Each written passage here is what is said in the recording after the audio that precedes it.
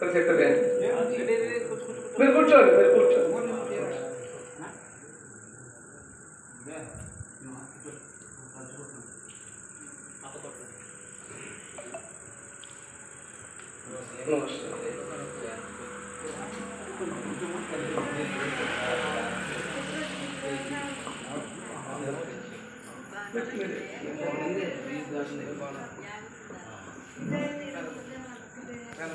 ఎప్పుడో కొంచెం పైకి ఎక్కుతుంది అంతే.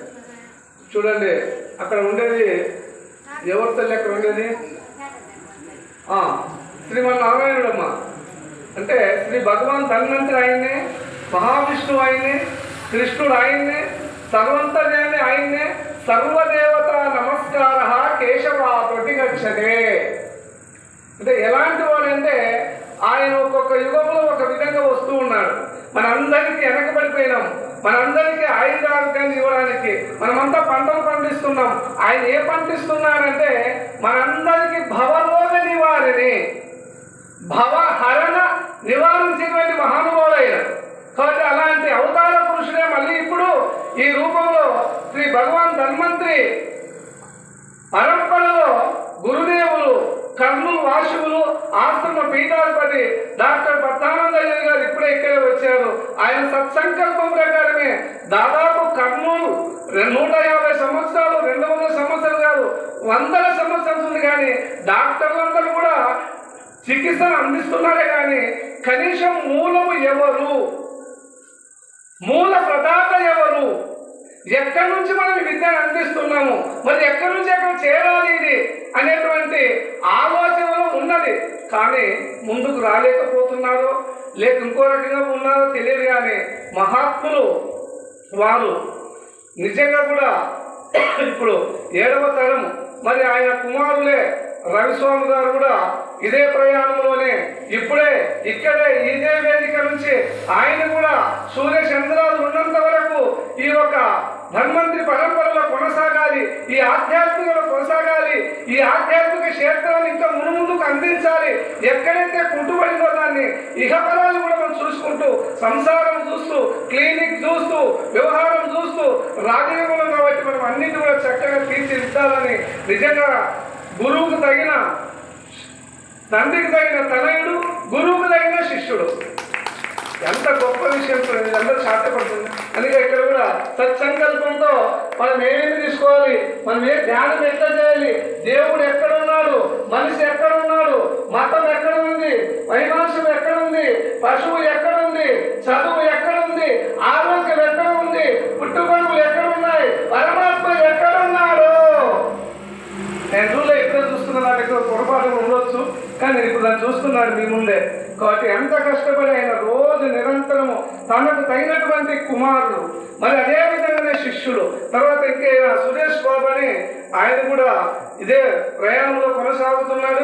ఇంకా ముమ్మాటికి ఈ బ్యాచ్ అంతకంత కర్నూల్లో బ్రహ్మాండమైన యోగంలో తీసుకుని వెళ్ళాలని సత్సంకల్పంతో వేణుగోపాల స్వామి సాక్షిగా దీన్ని, ఎందుకంటే యువతతో ఇది ముందుకు సాగాలి, మాలాంటి వాళ్ళు ఇంకా క్రమక్రమేణా ఇది అణగారించుకోకుండా దీన్ని ముందు కొనసాగించి సముద్రంలో ఏ విధంగా అలలు ఉన్నాయో ఆ విధంగా సాగాల్సినటువంటి అవకాశం కొరకే ఈరోజు ఇది ఇక్కడి నుంచే కొనసాగుతుంది. ఇది మఠం అక్కడ ఉన్న సత్సంకల్పంతో పద్మానంద యోగి వేణుగోపాల స్వామి చాలా గొప్పగా చెప్తున్నారు.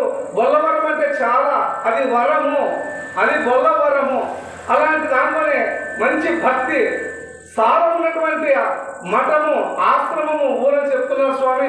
అక్కడి నుంచే దీన్ని మొదలు చేయాలని స్వామి వారు ఈరోజు రావడం జరిగింది. కుమారుడు కూడా విజయవాడలో ఉంటే ఆయన ఇక్కడ రప్పించి కుమారుడిని కూడా ఇక్కడ తీసుకుని రావాల్సిందిగా తెలిసింది. అదేవిధంగా శిష్యుడు ఈయన కోడుమూరులో ఉన్నాడు, అక్కడి నుంచి ఆయన రప్పించడం జరిగింది. కాబట్టి ఇప్పుడు స్వామి గారు మంచిగా మీకు అందరికీ కూడా ఇటువంటి ధన్వంతరి ధ్యానం ఏది, సత్యం, ధర్మం, అనంతం, శాంతి, ప్రేమ, దీని గురించి మీకు చక్కగా క్లుప్తంగా మీకు వివరిస్తున్నాడు. ఎందుకంటే మేము ఈరోజు కూడా ఇక్కడ ఎవరు కూడా తక్కువగానే మేము ప్రవచనాన్ని ఇస్తున్నాము. తర్వాత స్వామివారికి ఎక్కువ అవకాశం కల్పిస్తున్నాము.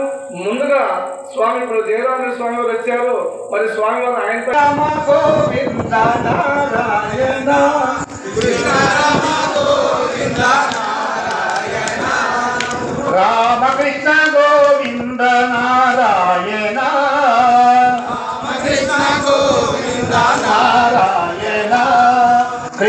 రామ గోవింద నారాయణ కృష్ణ రామ గోవింద నారాయణ రామకృష్ణ గోవింద నారాయణ రామకృష్ణ గోవింద నారాయణ కృష్ణ రామ గోవింద నారాయణ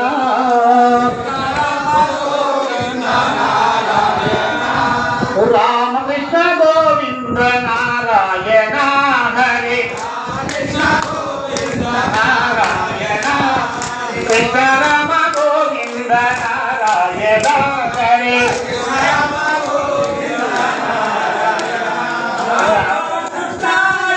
ప్రేమతో పిలచి రామ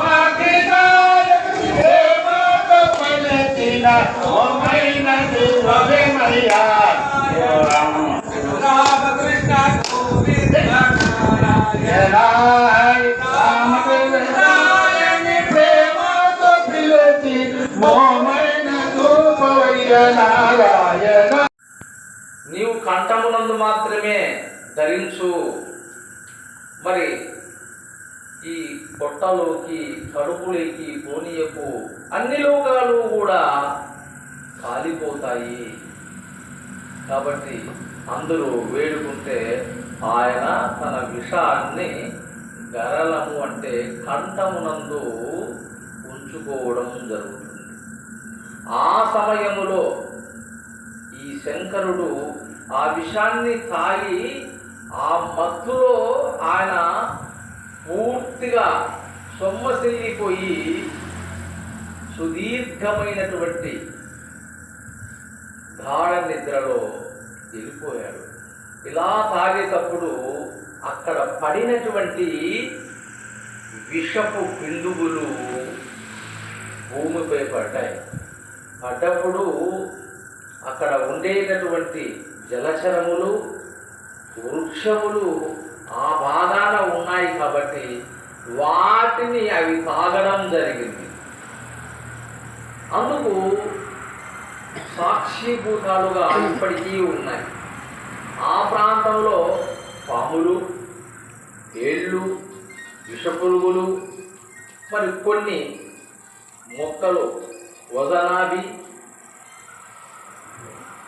ఏమైనా ఇంకా చాలా చాలా రకాల గన్నేరు, పిల్లగన్నేరు, ఇవన్నీ చాలా వృక్షాలు విషపూరితంతో కూడుకున్నటువంటివన్నీ కూడా ఇప్పటికే అవి తింటే మనం చచ్చిపోతాం. విషానికి దీనికి సంబంధాలు కలిగి ఉన్నాయి. కాబట్టి విషము రోగానికి ఇవ్వాలి. ఎలా ఇవ్వాలి అంటే దాన్ని పుటం పెట్టి దానికి ఏ ఏ సంబంధమైనటువంటి విషయాలు అవి నిదానంగా చూసుకుందాం. ఆ విధంగా విషం వచ్చింది, హరించబడింది. గోవు వచ్చింది, మునులు తీసుకున్నారు. లక్ష్మీదేవి మా తల్లి వచ్చింది, విష్ణువు స్వీకరించాడు. పారిజాతము పుష్పము వచ్చింది, తీసుకున్నారు. ఐరావతము వచ్చింది, ఇంద్రుడు తీసుకున్నాడు. ఏనుగు వచ్చింది, వీళ్ళు తీసుకున్నారు. ఈ విధంగా వచ్చినటువంటి వస్తువులన్నీ కూడా తీసుకున్నారు. చిట్ట చివరికి ఒక కలశములో అమృతము తీసుకొని, అమృత భాండాగారాన్ని తీసుకొని ఆ సముద్రములో నుంచి చక్కటి అవతారమైనటువంటి శ్రీ ధన్వంతరి అమృత కలశముతో పాటు మొక్కలు, వేద శాస్త్రాలను శంకుతో ఉద్భవించాడు.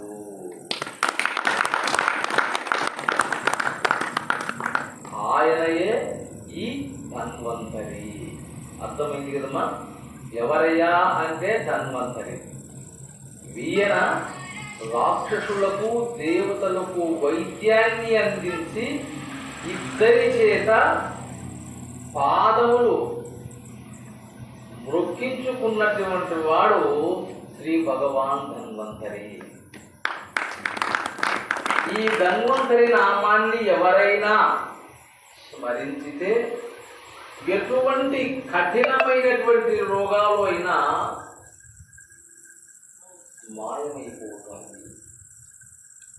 అందుకనే స్వామివారు పాండవ గీతలో చెప్పారు, అచ్యుతానంద గోవింద నామోచ్చారణ భేషజ నశ్యంతి సకల రోగా సత్యం సత్యం వదామ్యహం అంటాడు.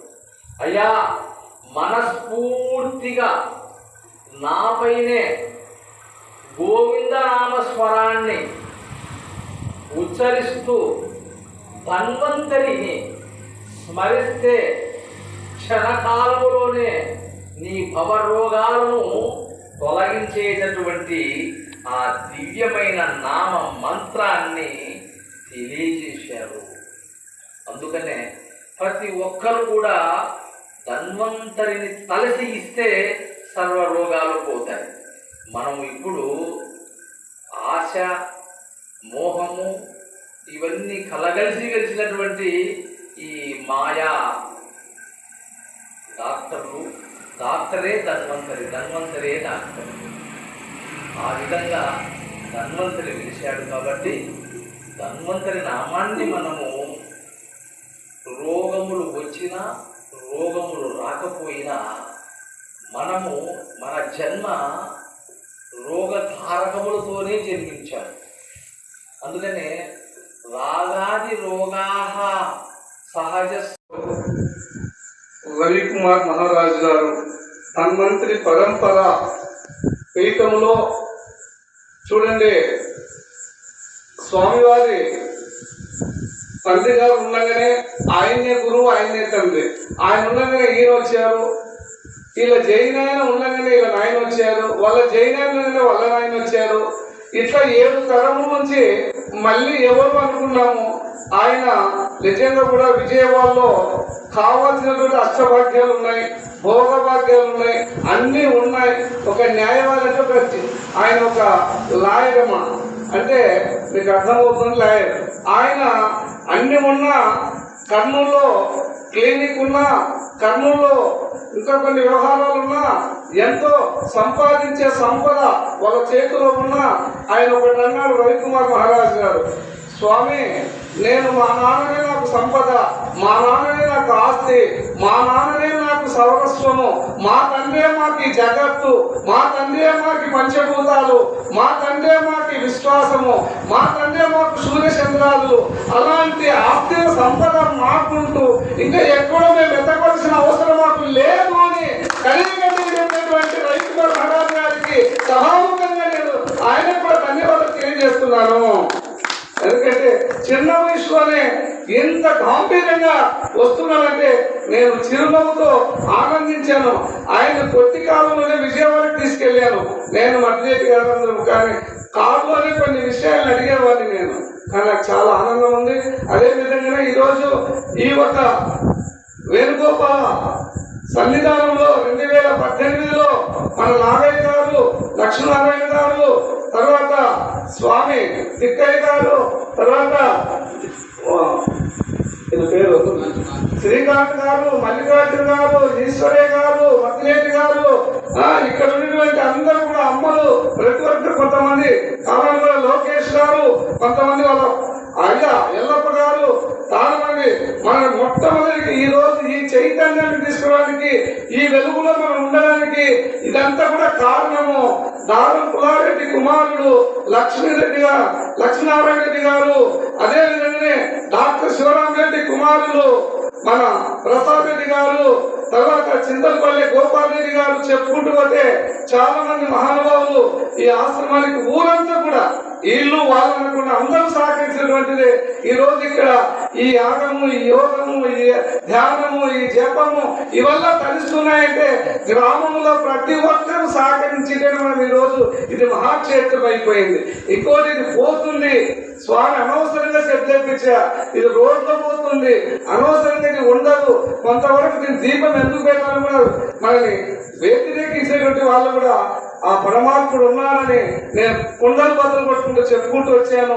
ఆ గురుదేవుల ఆశీస్సులతో మరి బ్రహ్మాండంగా కూడా మనకు తయారైంది.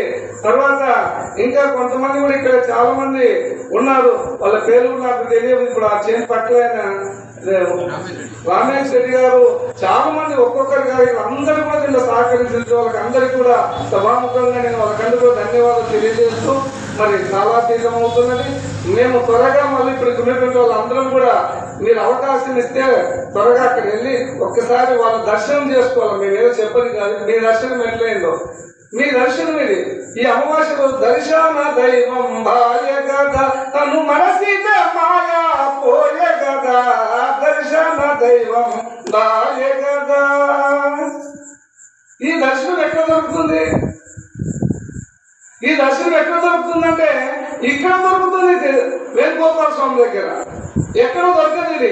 దర్శన, స్పర్శన, సంభాషణ, ఈ మూడు ఇప్పుడు ఈ మహాత్ములు, నలుగురు కూర్చున్నటువంటి మహాత్ములు ఇప్పుడే మనకు తెలియజేశారు. పద్మానంద యోగి, మామూలుగా నాగలక్ష్మణ స్వామి, జయరామ రెడ్డి స్వామి, తర్వాత రవికుమార్ మహారాజ్ గారు, ఇంకొక ఆయన ఉన్నారు మాకు అందరికంటే పెద్ద ఆయన, 7 అడుగులు ఉన్నాడు ఆయన. కాకపోతే ఈ ముందాటోట్లో నేను కనపడతలేనా, మా గురువుకి అసలు లేనా, నేను ఎందుకు నన్ను పిలవడం లేదు అని ఆయనకు మైక్ ఇస్తే తెల్లగైతుందని మాకందరికీ మీకు అందరికీ తెలిసిన సత్యము.